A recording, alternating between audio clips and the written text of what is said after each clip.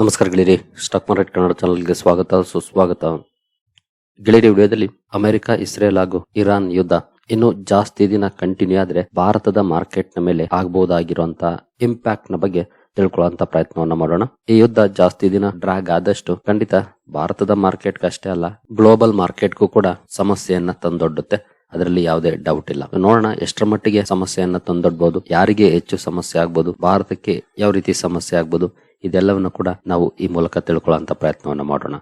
ಮೊದಲಿಗೆ ಡಿಸ್ಕ್ಲೇಮರ್ ಕೊಡ್ಲಿಕ್ಕೆ ಇಷ್ಟಪಡ್ತೀನಿ. ಇಲ್ಲಿ ಯಾವ್ದಾದ್ರು ಸ್ಟಾಕ್ ಅನ್ನ ಮೆನ್ಷನ್ ಮಾಡಿದ್ರೆ ಅದ್ಯಾವುದನ್ನು ಕೂಡ ನಾನು ರೆಕಮೆಂಡ್ ಮಾಡ್ತಿಲ್ಲ. ನೀವು ಫರ್ದರ್ ಸ್ಟಡಿ ಮೆಡಿಟೇಷನ್ ತಗೊಳ್ಬಹುದು. ಆಸ್ ಎ ಎಜುಕೇಶನಲ್ ಪರ್ಪಸ್ ನಾನು ವಿಡಿಯೋ ಮುಂದೆ ತರ್ತಾ ಇದ್ದೀನಿ. ಹಾಗೆ ಡಿಸ್ಕ್ರಿಪ್ಷನ್ ಅಲ್ಲಿ ಅಕೌಂಟ್ ಓಪನಿಂಗ್ ಲಿಂಕ್ ಇದೆ, ಅಕೌಂಟ್ ಅನ್ನು ಓಪನ್ ಮಾಡ್ಕೊಳ್ಬಹುದು. ಇನ್ವೆಸ್ಟ್ಮೆಂಟ್ ಗೆ ಸಂಬಂಧಪಟ್ಟಂತೆ ನಿಮ್ಗೆ ಏನಾದರೂ ಸಪೋರ್ಟ್ ಬೇಕು ಅಂತಂದ್ರೆ ಈ ನಂಬರ್ ಗಳ ಮೂಲಕ ನಮ್ಮ ಟೀಮ್ ನ ಕಾಂಟ್ಯಾಕ್ಟ್ ಮಾಡಬಹುದು. ಇಲ್ಲಿ ಮೆನ್ಷನ್ ಮಾಡಿರುವಂತ ಎಲ್ಲ ಸರ್ವಿಸಸ್ ನಮ್ಮ ಮೂಲಕ ಸಿಗುತ್ತೆ. ಬಟ್ ಇದಕ್ಕೆ ಕಂಡೀಷನ್ ಒಂದೇ, ನಮ್ಮ ಮೂಲಕ ಅಕೌಂಟ್ ಓಪನ್ ಆಗಿರ್ಬೇಕು. ಹಾಗಾಗಿ ಅಕೌಂಟ್ ಓಪನ್ ಮಾಡ್ಕೊಂಡು ಕಾಂಟ್ಯಾಕ್ಟ್ ಮಾಡಬಹುದು. ಗೆಳೆಯರೆ, ನಿಮ್ಗೆ ಇದ್ರ ಬಗ್ಗೆ ಈಗಾಗಲೇ ಗೊತ್ತಿದೆ. ಇದೇನು ಪಿಕ್ಚರ್ ಅಂತಂದ್ರೆ ಇದು ಸ್ಟ್ರೈಟ್ ಆಫ್ ಹಾರ್ಮುಜ್ ನ ಪಿಕ್ಚರ್. ಇಲ್ಲಿದೆ ನೋಡಬಹುದು, ಸ್ಟ್ರೈಟ್ ಆಫ್ ಹಾರ್ಮುಜ್. ಈ ನ್ಯಾರೋ ಸಿ ರೂಟ್ ಏನಿದೆ ಇದು ಚೋಕ್ ಪಾಯಿಂಟ್ ಆಗಿ ಕೆಲಸ ಮಾಡ್ತಾ ಇದೆ ಈಗ. ಯಾಕಂದ್ರೆ ಇಲ್ಲಿ ಇರಾನ್ ಇದೆ, ಈ ಕಡೆ Kuwait, Iraq, Bahrain, Qatar, Abu Dhabi, Saudi Arabia ಹಾಗೂ ಯುಎಇಗಳಿದ್ದಾವೆ. ಈ ಎಲ್ಲ ದೇಶಗಳಿಂದ ಬರುವಂತ ಕ್ರೂಡ್ ಅಥವಾ ಈ ಎಲ್ಲ ದೇಶಗಳ ನಡುವೆ ನಡೆಯುವಂತ ವ್ಯವಹಾರಗಳು ಈ ಸಿ ರೂಟ್ ನ ಮೂಲಕನೇ ನಡೆಯುತ್ತೆ. ಹಾಗಾಗಿ ಇದು ಕ್ಲಿಯರ್ ಇರಬೇಕಾಗತ್ತೆ. ಇಲ್ಲಿ ಸಮಸ್ಯೆಗಳಿರಬಾರ್ದು. ಸಮಸ್ಯೆಗಳಾದ್ರೆ ಇಲ್ಲಿ ನಡೆಯುವಂತ ವ್ಯಾಪಾರದ ಮೇಲೆ ಪರಿಣಾಮ ಬೀರುತ್ತೆ. ಅದು ಗ್ಲೋಬಲ್ ಎಕಾನಮಿಗೂ ಕೂಡ ನೆಗೆಟಿವ್ ಆಗುವಂತ ಚಾನ್ಸಸ್ ಜಾಸ್ತಿ ಇರುತ್ತೆ ಇನ್ ಕೇಸ್ ಈ ಕಾನ್ಫ್ಲಿಕ್ಟ್ ಜಾಸ್ತಿ ದಿನ ನಡೆದ್ರೆ. ಈಗ ಕೇಳಬರ್ತಿರೋದೇನಂತಂದ್ರೆ ಈ ಸಿ ರೂಟ್ ಅನ್ನೇ ಕ್ಲೋಸ್ ಮಾಡ್ತಿದ್ದಾರೆ ಅಂತ. ಇನ್ ಕೇಸ್ ಈ ಸಿ ರೂಟ್ ಕ್ಲೋಸ್ ಆದ್ರೆ ಏನೆಲ್ಲ ನೆಗೆಟಿವ್ ಡೆವಲಪ್ಮೆಂಟ್ಸ್ ಆಗ್ಬೋದು ಅಥವಾ ಅಡ್ವರ್ಸ್ ಇಂಪ್ಯಾಕ್ಟ್ ಆಗ್ಬೋದು ಭಾರತದ ಎಕಾನಮಿಯ ಮೇಲೆ, ಇದನ್ನ ತಿಳ್ಕೊಳ್ಳೋದು ಆಸ್ ಎ ಇನ್ವೆಸ್ಟರ್ಸ್ ನಮಗೆ ಬಹಳ ಇಂಪಾರ್ಟೆಂಟ್ ಆಗುತ್ತೆ. ಜೊತೆಗೆ ಈ ಹಿಂದೆ ನಡೆದಂತ ಯುದ್ಧಗಳ ಸಂದರ್ಭದಲ್ಲಿ ಮಾರ್ಕೆಟ್ಸ್ ಯಾವ ರೀತಿ ಪರ್ಫಾರ್ಮ್ ಮಾಡಿದ್ದಾವೆ ಇದನ್ನ ಕೂಡ ನಾವು ತಿಳ್ಕೊಳ್ಳೋಣ. ಈಗ ಈ ಸ್ಟ್ರೈಟ್ ಆಫ್ ಹಾರ್ಮುಜ್ ಗೆ ಸಂಬಂಧಪಟ್ಟಂತೆ ಒಂದು ಸುದ್ದಿ ಬಂದಿದೆ ಇವತ್ತು. ನೋಡಬಹುದು, Iran officially shuts down strait of Hormuz, says will fire on any ship trying to pass. ಅಂದ್ರೆ ನಾವು ಸ್ಟ್ರೈಟ್ ಆಫ್ ಹಾರ್ಮುಜ್ ಅನ್ನ ಶಟ್ ಡೌನ್ ಮಾಡ್ತಿದ್ದೀವಿ ಅಂದ್ರೆ ಸ್ಟಾಪ್ ಮಾಡ್ತಿದ್ದೀವಿ ಅಥವಾ ಇಲ್ಲಿ ಹಡಗು ಸಂಚಾರವನ್ನ ನಿರ್ಬಂಧ ಮಾಡ್ತಿದ್ದೀವಿ ಅಂತ ಇರಾನ್ ಹೇಳಿದೆ. ಬಟ್ ಇಲ್ಲಿ ಒಂದು ವಿಷಯನ ನೆನ್ಪಿಟ್ಕೊಳ್ಳಿ, ಇರಾನ್ ಆಗ್ಲಿ ಅಥವಾ ಅಲ್ಲಿರುವಂತ ಅಕ್ಕಪಕ್ಕ ಇರುವಂತ ಯಾವುದೇ ದೇಶ ಆಗ್ಲಿ, ಯಾವುದೋ ಒಂದು ದೇಶಕ್ಕೆ ಈ ಹಾರ್ಮುಜ್ ಜಲಸಂಧಿ ಸೇರಿಲ್ಲ. ಯಾರಪ್ಪನ ಮನೆ ಸ್ವತ್ತು ಅಲ್ಲ, ಒಂದೇ ಮಾತಲ್ಲಿ ಹೇಳ್ಬೇಕು ಅಂದ್ರೆ. ಇದನ್ನ ಅಫಿಷಿಯಲಿ ಇವ್ರು ಹೇಳ್ಬೋದು, ಯಾರು ಕ್ಲೋಸ್ ಮಾಡಕ್ ಆಗೋದಿಲ್ಲ. ಆದ್ರೆ ಇಲ್ಲಿ ಏನು ಸಮಸ್ಯೆ ಅಂತಂದ್ರೆ ಡ್ರೋನ್ ಅಟ್ಯಾಕ್ ಅನ್ನ ಅಥವಾ ಮಿಸೈಲ್ ಅಟ್ಯಾಕ್ ಅನ್ನ ಮಾಡ್ತಾರೆ ಅನ್ನೋ ಕಾರಣಕ್ಕೆ ಶಿಪ್ಪಿಂಗ್ ಕಂಪನೀಸ್ ಅಲ್ಲಿ ಹಡಗುಗಳ ಸಂಚಾರವನ್ನ ನಿಲ್ಲಿಸ್ತಾರೆ ಅವರೇ. ಇಷ್ಟೇ ಆಗೋದು. ಇಲ್ಲಿ ಇರಾನ್ ಕೂಡ ನಿಲ್ಸಕ್ಕಾಗಲ್ಲ ಅಥವಾ ಬೇರೆ ಯಾವುದೇ ದೇಶನು ನಿಲ್ಸಕ್ಕಾಗಲ್ಲ. ಅಲ್ಲೇನ್ ಗೇಟ್ ಮಾಡಿಲ್ಲ, ಲಾಕ್ ಮಾಡ್ಬಿಡ್ತೀನಿ ನೀವು ಹೋಗಂಗಿಲ್ಲ ಅಂತ. ಅಟ್ಯಾಕ್ ಮಾಡ್ತಾರೆ, ಶಿಪ್ ಗಳಿಗೆ ತೊಂದರೆ ಆಗುತ್ತೆ, ಕ್ರೂ ಮೆಂಬರ್ಸ್ ಗೆ ತೊಂದರೆ ಆಗುತ್ತೆ ಅನ್ನೋ ಕಾರಣಕ್ಕೆ ಶಿಪ್ಪಿಂಗ್ ಕಂಪನೀಸ್ ಓಡಾಟವನ್ನ ನಿಲ್ಲಿಸ್ತಾರೆ. ಜೊತೆಗೆ ಈಗಾಗಲೇ ಇನ್ಶೂರೆನ್ಸ್ ಕಂಪನೀಸ್ ಕೂಡ ಇನ್ಶೂರೆನ್ಸ್ ಕೊಡೋದನ್ನ ನಿಲ್ಲಿಸಿದಾವೆ ಅಥವಾ ಇನ್ಶೂರೆನ್ಸ್ ಕೊಟ್ಟರು ಕೂಡ ಹೆವಿ ಪ್ರೀಮಿಯಂ ಪೇ ಮಾಡ್ಬೇಕಾಗುತ್ತೆ.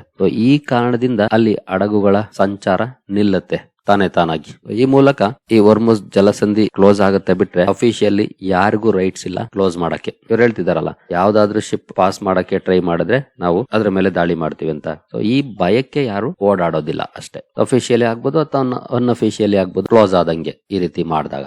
ಇನ್ನು ಏನೆಲ್ಲ ಇಂಪ್ಯಾಕ್ಟ್ ಆಗ್ಬೋದು, ಇಲ್ಲಿ ಯಾವ ರೀತಿಯ ವ್ಯಾಪಾರಗಳು ನಡೀತಾ ಇದೆ, ಎಷ್ಟು ಮಟ್ಟದಲ್ಲಿ ನಡೀತಾ ಇದೆ. ಮೊದಲಿಗೆ ನೋಡಬಹುದು, ಭಾರತದ ಎಕ್ಸ್ಪೋರ್ಟ್ ಮಿಡ್ಲ್ ಈಸ್ಟ್ ಗೆ ಹೋಗ್ತಿರುವಂತ ಎಕ್ಸ್ಪೋರ್ಟ್ 56,875 ಮಿಲಿಯನ್ ಡಾಲರ್ GCC ಹೋಗಿದೆ, ಅಂದ್ರೆ ಗಲ್ಫ್ ಕೋಆಪರೇಷನ್ ಕಂಟ್ರೀಸ್. 13% ಎಕ್ಸ್ಪೋರ್ಟ್ ಹೋಗ್ತಾ ಇದೆ.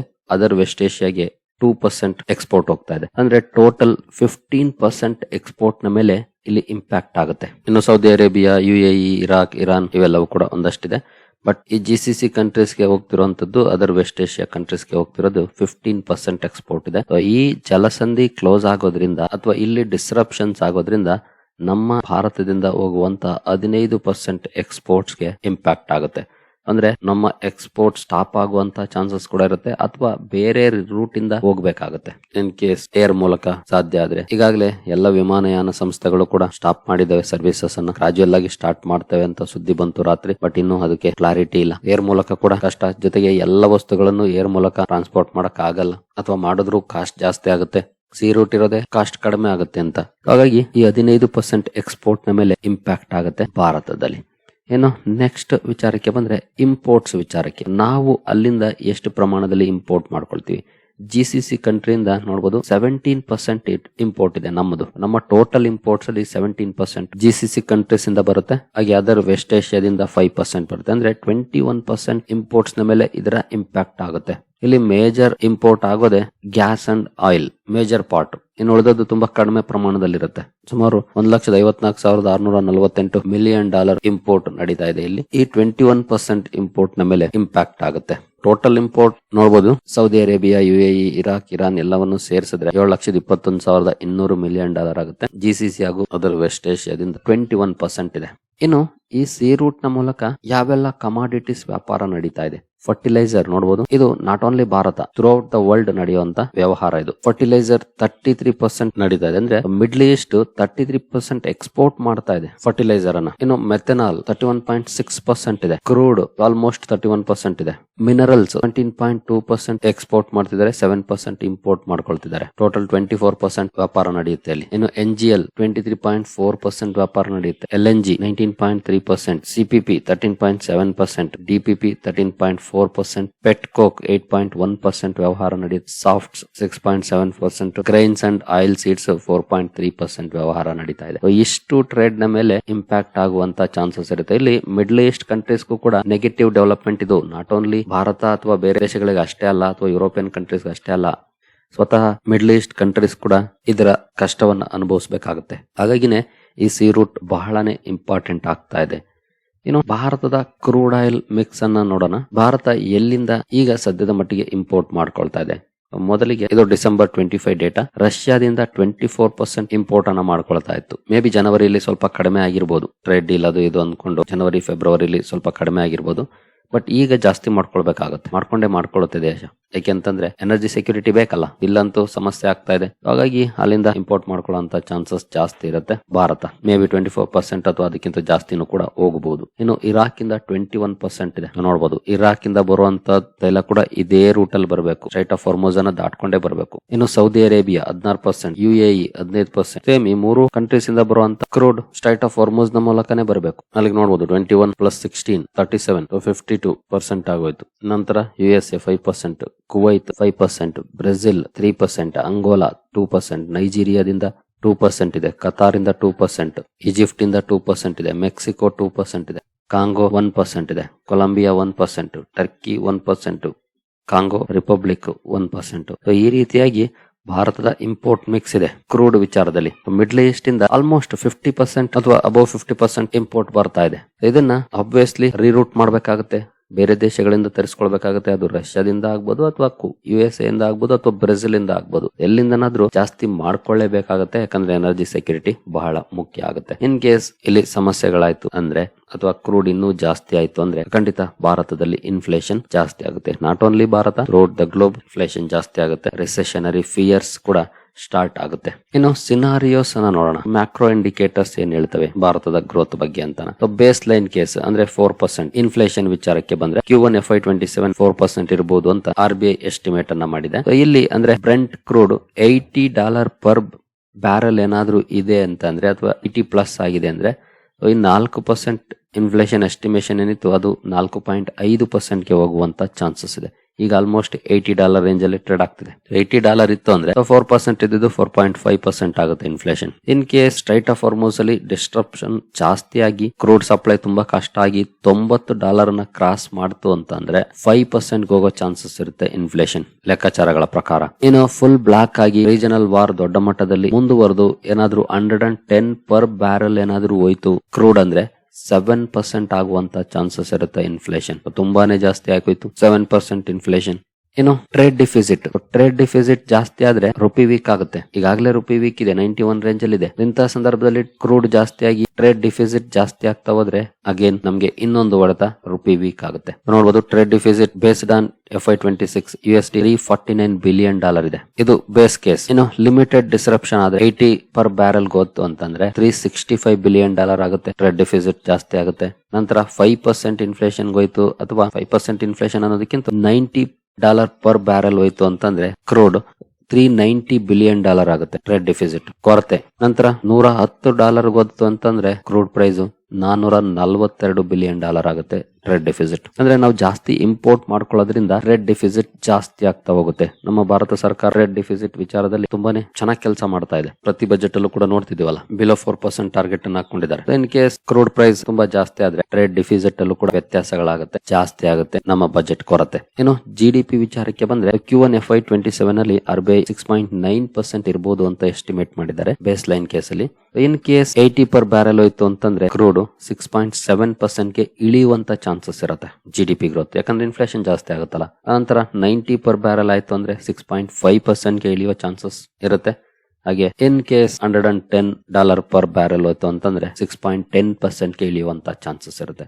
ನಿಮಗೆ ಗೊತ್ತಿದೆ ಮಾರ್ಕೆಟ್ ಯಾವತ್ತು ಗ್ರೋತ್ ಅನ್ನ ಬಯಸುತ್ತೆ, ಡಿ ಗ್ರೋತ್ ಅನ್ನಲ್ಲ. 6.9 ಇಂದ 6.1% ವರೆಗೂ ಬರುವಂತ ಚಾನ್ಸಸ್ ಇರುತ್ತೆ ಇನ್ ಕೇಸ್ ಕ್ರೂಡ್ 100 ಕ್ರಾಸ್ ಮಾಡಿದ್ರೆ. ಸೊ ಈ ಮೂರು ನೆಗೆಟಿವ್ ಡೆವಲಪ್ಮೆಂಟ್ಸ್ ಆಗುತ್ತೆ. ಇನ್ಫ್ಲೇಷನ್ ಶೋಟಪ್ ಆಗುತ್ತೆ, ಟ್ರೇಡ್ ಡಿಫಿಸಿಟ್ ಜಾಸ್ತಿ ಆಗುತ್ತೆ, ಇದು ರುಪಿ ವೀಕ್ನೆಸ್ ಗೂ ಕೂಡ ಕಾರಣ ಆಗುತ್ತೆ. ನಂತರ GDP ಗ್ರೋತ್ ಸ್ಲೋ ಆಗುತ್ತೆ. ಈ ಮೂರು ನೆಗೆಟಿವ್ ಡೆವಲಪ್ಮೆಂಟ್ಸ್ ಆಗುತ್ತೆ. ಈ ಮೂರು ಕೂಡ ಮಾರ್ಕೆಟ್ ನ ಮೇಲೆ ಡೈರೆಕ್ಟ್ ಇಂಪ್ಯಾಕ್ಟ್ ಮಾಡುವಂತ ಕೆಪಬಿಲಿಟಿ ಇರುವಂತವು. ಮಾರ್ಕೆಟ್ ಇವನ್ನ ಕ್ಲೋಸ್ಲಿ ವಾಚ್ ಮಾಡುತ್ತೆ. ಜೊತೆಗೆ ಈಗಾಗಲೇ ರುಪಿ ವೀಕ್ನೆಸ್ ಇರೋದ್ರಿಂದ FIS ವಾಪಸ್ ಆಗ್ಲಿಕ್ಕೆ ಮೀನಮೇಷ ಎಣಿಸ್ತಿದ್ದಾರೆ. ಇಂತಹ ಸಂದರ್ಭದಲ್ಲಿ ಟ್ರೇಡ್ ಡಿಫಿಸಿಟ್ ಜಾಸ್ತಿ ಆಗಿ ಇನ್ಫ್ಲೇಷನ್ ಜಾಸ್ತಿ ಆಗಿ ರುಪಿ ಇನ್ನೂ ವೀಕ್ ಆದ್ರೆ ಅಗೇನ್ FIS ಕಮ್ ಬ್ಯಾಕ್ ಇನ್ನೂ ಕಷ್ಟ ಆಗುತ್ತೆ. ಸೊ ಈ ಎಲ್ಲ ನೆಗೆಟಿವ್ ಡೆವಲಪ್ಮೆಂಟ್ಸ್ ಈ ಯುದ್ಧದ ಕಾರಣಕ್ಕೆ ಆಗುವಂತ ಪ್ರಾಬಬಿಲಿಟಿ ಈಗ ಕಾಣ್ತಾ ಇದೆ. ಗೊತ್ತಿಲ್ಲ ಈ ಕಾನ್ಫ್ಲಿಕ್ಟ್ ಎಷ್ಟು ದಿನ ಮುಂದುವರಿಯುತ್ತೆ ಅಂತ. ಇನ್ ಕೇಸ್ 15 ದಿನನೋ ತಿಂಗಳು ಇದು ಮುಗ್ದೋದ್ರೆ ಮಿಡ್ಲ್ ಈಸ್ಟ್ ಅಲ್ಲಿ ಶಾಂತಿ ನೆಲೆಸಿದ್ರೆ ಮೇ ಬಿ ಅದು ರಿವರ್ಸ್ ಆಗುತ್ತೆ ಸಿಚುಯೇಷನ್. ಜೊತೆಗೆ ಈಗಲೂ ಕೂಡ ಅಬೋವ್ 6% ಗ್ರೋತ್ ಇದೆ. ಖಂಡಿತ ಇದು ಒಳ್ಳೆ growth, not bad. But market ಯಾವತ್ತು ಬಯಸೋದೇನು ತುಂಬಾ ಚೆನ್ನಾಗಿ ಗ್ರೋ ಆಗ್ಬೇಕು, ಕೆಳಗಡೆ ಹೋಗ್ಬಾರ್ದು ಅಂತ. ಹಾಗಾಗಿ ಅದೆಲ್ಲವೂ ಕೂಡ ಒಂದ್ ಸ್ವಲ್ಪ ನೆಗೆಟಿವ್ ಆಗುತ್ತೆ. ಇನ್ನು ಇಲ್ಲಿ ದೊಡ್ಡ ಸಮಸ್ಯೆಗೆ ಸಿಲುಕುವಂತ ಚಾನ್ಸಸ್ ಇರೋದು ಚೀನಾ. ಯಾಕೆಂದ್ರೆ ಚೀನಾದ ವ್ಯವಹಾರ ಕೂಡ ಇಲ್ಲಿ ದೊಡ್ಡ ಮಟ್ಟದಲ್ಲಿ ನಡೀತಾ ಇದೆ. ನೋಡಬಹುದು, ಇಲ್ಲಿ ರಷ್ಯಾದಿಂದ 18% ತನ್ನ ಕ್ರೂಡ್ ಅನ್ನು ಇಂಪೋರ್ಟ್ ಮಾಡ್ಕೊಳ್ತಿದೆ. ಸೌದಿ ಅರೇಬಿಯಾದಿಂದ 14%, ಇರಾಕ್ ಇಂದ 11%, ಒಮನ್ ಇಂದ 6%. ಇವ್ರದ್ದು ಕೂಡ ಮೋರ್ ದನ್ 38% ಮಿಡ್ಲ್ ಈಸ್ಟ್ ಇಂದ ಹೋಗ್ತಿದೆ ಕ್ರೂಡ್. ಇದರಲ್ಲಿ ಅವರು ಒಂದ್ ಸ್ವಲ್ಪ ಡೈವರ್ಸಿಫೈ ಮಾಡಿದ್ದಾರೆ, ಬಟ್ ಸ್ಟಿಲ್ ನಿಯರ್ಲಿ 40% ವ್ಯವಹಾರ ಮಿಡ್ಲ್ ಈಸ್ಟ್ ಇಂದ ನಡೀತಿದೆ ಕ್ರೂಡ್. ಸೊ ಈ ಕಾನ್ಫ್ಲಿಕ್ಟ್ ಇಂದ ನಮ್ಗಷ್ಟೇ ಅಲ್ಲ, ಚೀನಾಗೂ ಕೂಡ ದೊಡ್ಡ ಹೊಡೆತ ಬೀಳುತ್ತೆ. ಹಾಗೆ ಇಲ್ಲಿ ಒಂದು ಒಳ್ಳೆ ಡೆವಲಪ್ಮೆಂಟ್ ಏನಂತಂದ್ರೆ, ಇನ್ ಕೇಸ್ ಚೀನಾ ಏನಾದ್ರೂ ಸಪೋರ್ಟ್ ಮಾಡಿ ಕಾನ್ಫ್ಲಿಕ್ಟ್ ಅನ್ನ ಜಾಸ್ತಿ ದಿನ ತಗೊಂಡೋದ್ರೆ ಅವ್ರಿಗೆ ನೆಗೆಟಿವ್ ಇಂಪ್ಯಾಕ್ಟ್. ಹಾಗಾಗಿ ಸಪೋರ್ಟ್ ಮಾಡದೇನು ಇರ್ಬೋದು, ಸಪೋರ್ಟ್ ಮಾಡಿದ್ರು ಕೂಡ ಅಲ್ಪ ಸ್ವಲ್ಪ ಮಾಡಬಹುದು. ಆ ಒಂದು ಬಿಟ್ವೀನ್ ದ ಲೈನ್ಸ್ ಮ್ಯಾಟರ್ ಕೂಡ ಇಲ್ಲಿ ಇರುತ್ತೆ. ಇನ್ನು ಈ ಹಿಂದಿನ ಮಿಡ್ಲ್ ಈಸ್ಟ್ ಕಾನ್ಫ್ಲಿಕ್ಟ್ ಗಳ ಸಂದರ್ಭದಲ್ಲಿ ಯಾವ ರೀತಿ ಅಸೆಟ್ ಕ್ಲಾಸ್ ಗಳು ಮೂವ್ ಆಗಿದೆ ಎಷ್ಟೇ ಅನ್ನ ನೋಡೋದಾದ್ರೆ 1991 ಅಲ್ಲಿ ಡೆಸರ್ಟ್ ಸ್ಟಾರ್ಮ್ ಸಂದರ್ಭದಲ್ಲಿ ನೋಡಬಹುದು, ಆಯಿಲ್ 33% ಡೌನ್ ಆಗಿದೆ ಒನ್ ಡೇ ನಲ್ಲಿ. ಒಂದೇ ದಿನ 33% ಕ್ರಾಶ್ ಆಗಿದೆ. ನಂತರ ಗೋಲ್ಡ್ ಕೂಡ ಸ್ಲೈಟ್ಲಿ ಡೌನ್ ಆಗಿದೆ ಅವತ್ತು. ಸಿಲ್ವರ್ ಕೂಡ ಸ್ಲೈಟ್ಲಿ ಡೌನ್ ಆಗಿದೆ. ಬಟ್ S&P 500 ಅಮೆರಿಕನ್ ಮಾರ್ಕೆಟ್ ನ ಇಂಡೆಕ್ಸ್ 12 ಮಂತ್ಸ್ ಅಲ್ಲಿ ಅಂದ್ರೆ ಒಂದು ವರ್ಷದಲ್ಲಿ 30% ಅಪ್ ಆಗಿದೆ ಆ ವರ್ಷ. ಇನ್ನು ನಮ್ಮ ಸೆನ್ಸೆಕ್ಸ್ ಅದು ಕೂಡ 20% ಅಪ್ ಆಗಿದೆ ಆ ಒಂದು ವರ್ಷದಲ್ಲಿ. ಮಾರ್ಕೆಟ್ ಚೆನ್ನಾಗಿ ಪರ್ಫಾರ್ಮ್ ಮಾಡಿದೆ. ಇನ್ನು ಇರಾಕ್ ವಾರ್ 2003 ಆಯಿಲ್ ಅಲ್ಲಿ ಡೌನ್ ಫಾಲ್ ಇದೆ, ವಾರ್ ಪ್ರೀಮಿಯಂ ಹೋಗಿದೆ. ಗೋಲ್ಡ್ ಅಲ್ಲಿ ನೋಡಬಹುದು ಒಂದು ವರ್ಷದಲ್ಲಿ 24% ಅಪ್ ಆಗಿದೆ. ನಂತರ ಸಿಲ್ವರ್ 28% ಅಪ್ ಆಗಿದೆ. S&P 500 26% ಅಪ್ ಆಗಿದೆ. ಹಾಗೆ ನಮ್ಮ ಸೆನ್ಸೆಕ್ಸ್ 80% ಅಪ್ ಆಗಿದೆ ಒಂದು ವರ್ಷದಲ್ಲಿ. ನಂತರ ಲೆಬನಾನ್ ವಾರ್ ಸಂದರ್ಭದಲ್ಲಿ ಆಯಿಲ್ 5% ಪ್ಲಸ್ ಅಪ್ ಆಗಿದೆ. ನಂತರ ಗೋಲ್ಡ್ 18% ಅಪ್ ಆಗಿದೆ ಒಂದು ವರ್ಷದಲ್ಲಿ. ಸಿಲ್ವರ್ 12% ಅಪ್ ಆಗಿದೆ. S&P 500 16% ಅಪ್ ಆಗಿದೆ. ಸೆನ್ಸೆಕ್ಸ್ 25% ಅಪ್ ಆಗಿದೆ ಒಂದು ವರ್ಷದಲ್ಲಿ. ಇನ್ನು Israel Hamas conflict 2023 crude 1 month ಅಲ್ಲಿ 5% ಅಪ್ ಆಗಿದೆ. ಬಟ್ ಆ ನಂತರ ಒಂದು ವರ್ಷದಲ್ಲಿ 10% ಡೌನ್ ಆಗಿದೆ. ನಂತರ ಗೋಲ್ಡ್ 30% ಅಪ್ ಆಗಿದೆ ಒಂದು ವರ್ಷದಲ್ಲಿ. ಸಿಲ್ವರ್ 35% ಅಪ್ ಆಗಿದೆ. S&P 500 42% ಅಪ್ ಆಗಿದೆ. ಸೆನ್ಸೆಕ್ಸ್ 18% ಅಪ್ ಆಗಿದೆ ಈ ವರ್ಷದಲ್ಲಿ, ಅಂದ್ರೆ 2023 ಎಲ್ಲ ಕಡೆ ಒಳ್ಳೆ ಪರ್ಫಾರ್ಮೆನ್ಸ್ ಇದೆ ಮಾರ್ಕೆಟ್ ವಿಚಾರಕ್ಕೆ ಬಂದ್ರೆ. ಬಟ್ ಆಗಿನ ಸಂದರ್ಭಗಳು ಬೇರೆ ಆಗಿತ್ತು.